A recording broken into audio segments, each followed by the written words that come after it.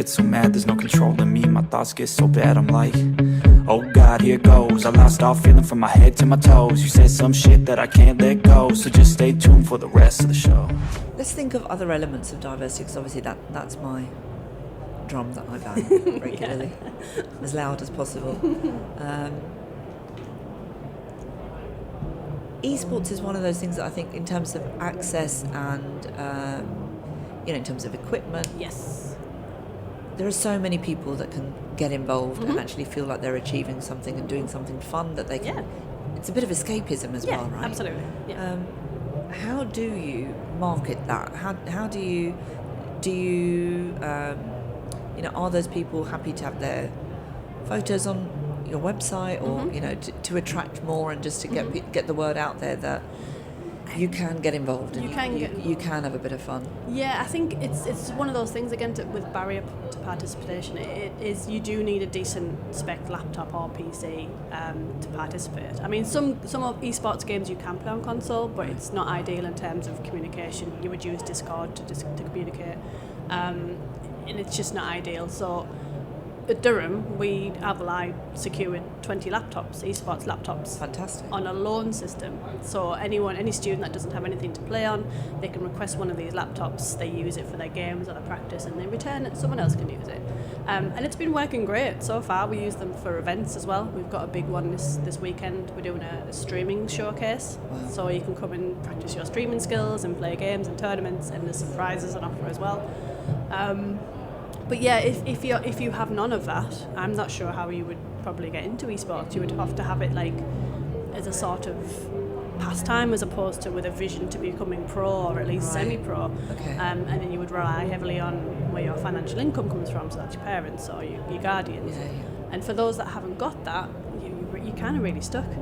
So it's kind of up to us to try and allow people and give them the function to participate more, because we could be missing out on a really skilled player. And how does Durham approach getting diversity into it? That's kind of been left to me again. I'm a one-woman band. I'm doing esports, I'm doing diversity. So I'm part of a really brilliant group called Women in Esports. Okay. And that's like a wing of British esports, who are like a non-profit organisation that promote esports in secondary schools and colleges. And Women in Esports aims to, again, attract more women and non-binary people into esports. And we have a Discord server. We held a summit last year in Sunderland, which was great. Really enjoyed that. And we were just talking about things like what affects individuals in terms of what's stopping them from playing, what have they encountered, where were they harassed. It's just all these things that people might hear and think, oh God, that's me too.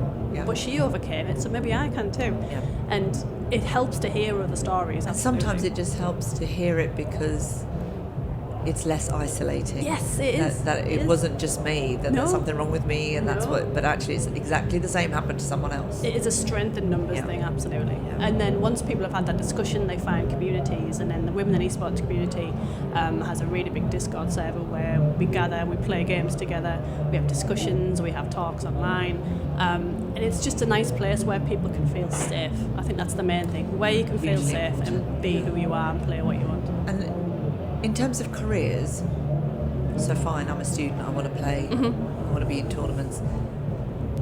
You've made a career out of it. I've been very lucky. Lucky you. Lucky me. So if somebody was listening and was thinking, actually, this is the thing that I would love to be involved in, what are the career paths? There are quite a lot. Although I must say at the moment, esports is quite turbulent.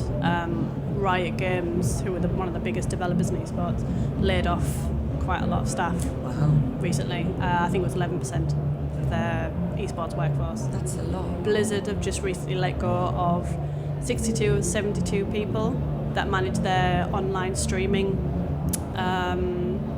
facility, shall we say. You know why?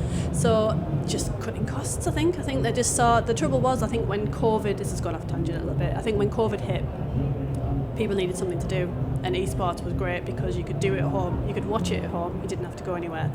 and people put a lot of money, businesses put a lot of money into it, and now it's sort of kind to taper off. People are going out again. People are going out. People are touching grass. How dare they? And at live events. How dare they? How dare they? Get back in your house and play some games. Exactly. So at the moment, it's very turbulent. But saying that, if you can find a career in esports that's aligned with events management, there's always going to be events.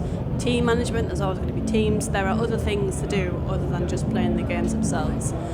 Social media is really big. Of course. As it needs to be. Every team needs a social media manager. There are nutritionists that are required for the teams. Really? You need to eat well and sleep well and exercise. I know it's shocking. Wow. And exercise. Of course, yeah, because your brain... It's a dehydrated brain is not good for anyone, right? Exactly. So, you can't sit and drink Red Bull or whatever all day and expect to be absolutely fine. That's where I'm going wrong. Just drink 12 cans of that. Other energy drinks are available.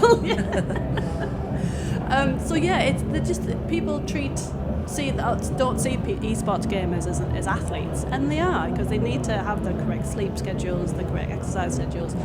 But then their training regime is grueling. They'll be sat at a PC, 4 to 8 hours a day. Their reflexes have got to be spot on, right? Off the chain, and it's about communications as well. If you can't communicate in a situation what's going on and what you need from your teammates, you're going to fail. So there's a lot to it. So saying aside from playing the actual games themselves, there's more about sort of the back office, the management, the events management. There's so much to it. There really is. And thinking about ISE, biggest show in Europe, in fact, probably on the planet. Out of the world. Have you seen any esports? No. Across the 7 halls? No, I don't think I've been to all of them yet. I mean, my feet are hurting. But I know Top Tech are here, and they cater to esports desks and esports seating. Yeah. So I'm going to go and visit them and beat their lab score again. I won last year and I want to keep out. I was like, I can't play this. I'm a ringer. Little ringer. Yeah. They were like, no, go for it. I was like, all right then. Just put your name down as me. If I did this, she got the top score. But no, it's you could still have the prize. But it's difficult, really. I think because there's esports as how you play as a team player. There's not a lot of innovation to be had. It's almost like if it ain't broke, don't fix it. You don't need a great deal of things to get an esports team up and running. It's more in the production of big events and tournaments where you would probably look to things like the Spectrum Mall and the large digital signage and the OBS type side of things. Right. But certainly I'm keeping my eyes open. I mean a nice interactive table might be good for doing tactics on. There was an esport mini arena at Infocom. There was. I know. I couldn't go. And you couldn't walk past it without stopping and watching because you were like, oh, come on. And the adrenaline kicked in. Yeah. So that was really, really exciting. And I think that was probably one of my favourite stands at Infocom. Nice. It is a spectacle. Last year. So I actually thought, well, Infocom did it. Yeah, why haven't I seen it? So I was expecting to see it here. Yeah. So ISE organisers, catch up with Infocom. Yeah, literally. Talk to your friends at Avixa. We could do something for you. Absolutely. I mean, there was and get Kylie involved. I'll run the thing. I'm quite happy to. Oh, you gone on record. Oh no! No! You're done. Goddamn. So, but it is something that I think would pull. It has an audience. Yes, I mean that particular stand had a constant band of people just standing around the edge watching every single time, no matter whether it was first thing, whatever, because they were gaming live. Yes. And the concentration, it's so exciting. And just watching these. Yeah. I'm going to say kids because they're all. I could have been mum to all of them. Watching these young people actually participating was brilliant. Absolutely brilliant. Not many girls. No. I mean, I've played on a stage twice in my life and it's terrifying, I'm not going to lie. It takes at least a map or a game to get settled and get involved. But I played with the women in esports and we did a show match of two women's teams playing against each other. And it was one of the most populated live events at this particular event I was at. It's called Insomnia, it's in England. And it is just such a spectacle. I think people get behind the teams quite easily and start cheering them on, and then that makes them play even harder.